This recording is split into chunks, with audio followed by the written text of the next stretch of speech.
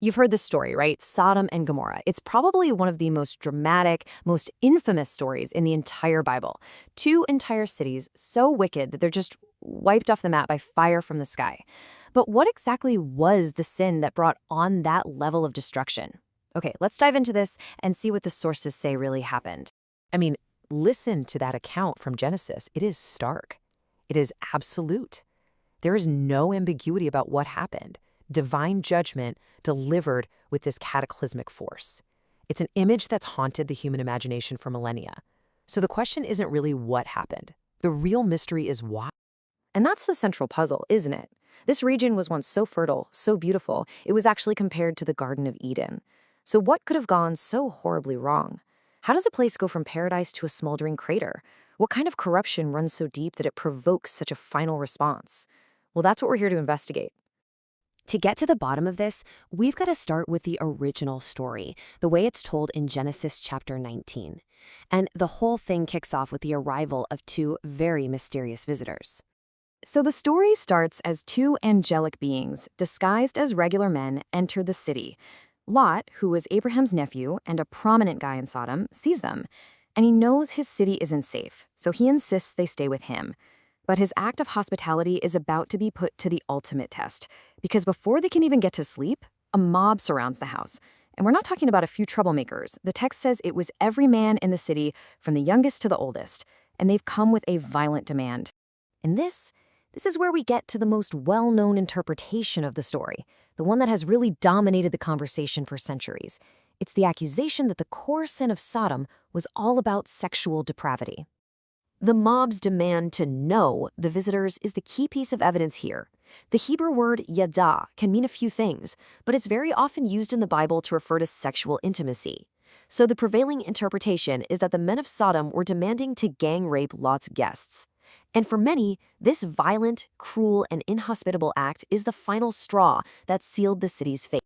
Now, this interpretation has had a massive cultural impact. I mean, the very word sodomy comes directly from the name of this city. That's how tightly its destruction has been linked in the popular mind with specific sexual acts. But as we're about to see, that might be a major oversimplification. So, is that it? A simple, clear-cut case of judgment for sexual sin? Well, if we dig a little deeper into the scriptures, other texts add some surprising and, frankly, crucial layers to the indictment against Sodom. They broaden the case in a big way. You see, the case against Sodom isn't just about one night of horrible violence. According to other prophets in the Bible, the corruption was systemic. It had been rotting the whole society from the inside out for a very long time. Now, get this. Centuries after Genesis, the prophet Ezekiel delivers this absolutely stunning verdict on Sodom. And he listed sins as pride, gluttony, and prosperous ease. But then comes the real bombshell. They did not help the poor and needy. Wow. This wasn't just about personal moral failings. It was a complete societal breakdown of compassion and justice. Their arrogance and general corruption were at the very heart of their downfall. So when you put these two accounts side by side, you see a much, much fuller picture. Genesis focuses on that specific, brutal act of violent inhospitality. But Ezekiel focuses on the rotten social foundation that made that act possible in the first place: systemic injustice, arrogance, and a complete disregard for the vulnerable. It was a total moral collapse. But this story isn't just about a city's judgment. It's also a deeply personal drama about one family caught right in the middle: Lot, his wife, and their daughters. And believe me, their story is just as complex. Here's a real puzzle. The New Testament actually calls Lot a righteous man, which, well, it can be a little puzzling when you look at his actions in the story. So how in the world do we square that description with his actual behavior? This is the paradox of Lot. On one hand, he shows real courage and hospitality to the angels. The Bible says he was genuinely tormented by the city's evil. But on the other hand, he makes the horrific offer to give his daughters to the mob. He hesitates when he's told to run for his life, and his story ends in tragedy. The theological point here seems to be that biblical righteousness isn't about human perfection. Lot was saved by God's mercy and grace, not because he was some flawless hero. And then you have the tragic figure of Lot's wife. She gets a crystal clear, life-saving instruction: flee and under no circumstances look back. It's a simple command, but it's one she fails to obey, and the consequences are devastating. So why did she look back? Was it just simple curiosity? Some theologians suggest it was something much deeper, an issue of spiritual sloth. And as this quote explains so well, sloth isn't about how fast your feet are moving, but how fast your heart is moving. Her feet were running away from destruction, but her heart was still stuck back in Sodom, unwilling to let go of her old life. And that's the key right there. She isn't judged for the physical act of looking, but for the inner act of longing. Her turning back was just an outward sign of an inward problem. She yearned for the corrupt world she was leaving behind.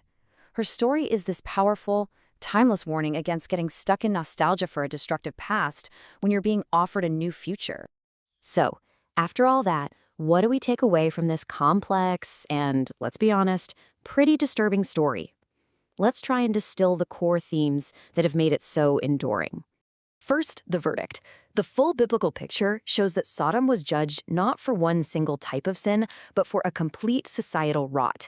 It was a culture where violent inhospitality, systemic injustice, and arrogant pride were the rule, not the exception. The attempted rape of the angels was the symptom, not the entire disease. And the story carries these three huge, timeless themes. First, it's a stark warning about judgment, about the real consequences of deep-seated corruption. Second, there's the theme of mercy. God provides a way out for Lot's family, despite all their flaws. And third, the critical nature of choice, embodied by Lot's wife, which shows us the incredible danger of looking back with longing instead of moving forward. And that leaves us with a final, crucial question for ourselves. The story of Sodom has been interpreted in vastly different ways over the centuries. It forces us to ask, how do we read these ancient, complex texts and apply their lessons today?